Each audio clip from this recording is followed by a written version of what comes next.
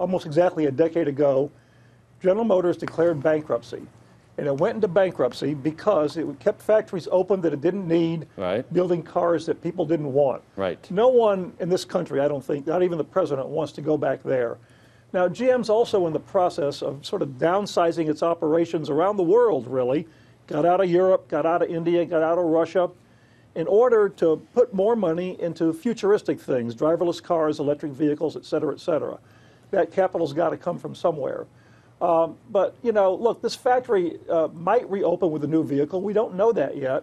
Another possibility here, and I can't quite figure out why a public-private sector relationship wouldn't work here. You know, during the last presidential campaign, there was a lot of talk about rebuilding America's infrastructure.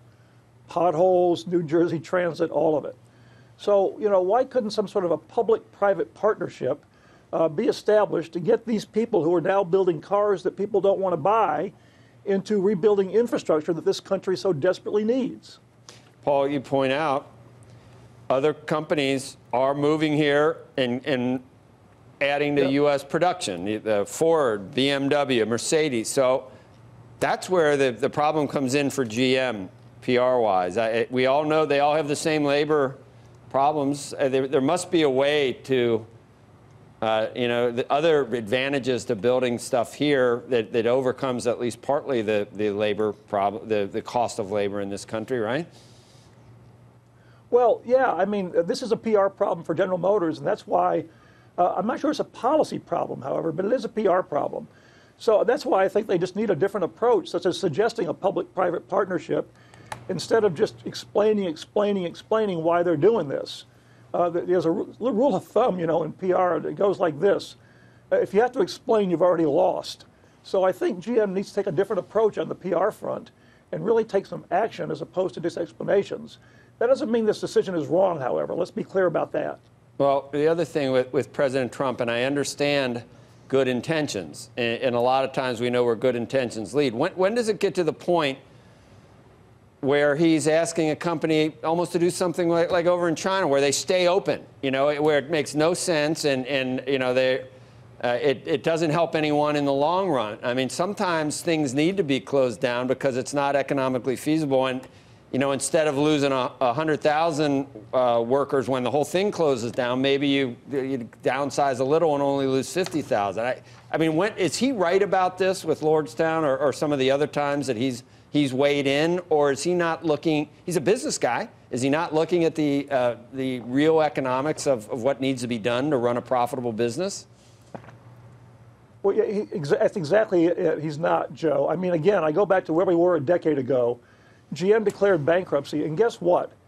Far more jobs were lost in that bankruptcy and bailout than will be at Lordstown. We don't want to go through that again. I don't mean to sound insensitive about the people at Lordstown. And again, I feel bad for the people working there because, once again, it's GM's management that didn't, you know, they screwed this up in the car that they're building and how they're doing and everything else. And it's the workers that take the, you know, GM's management's still fine, and they made all the wrong decisions on what to build there and where to build it.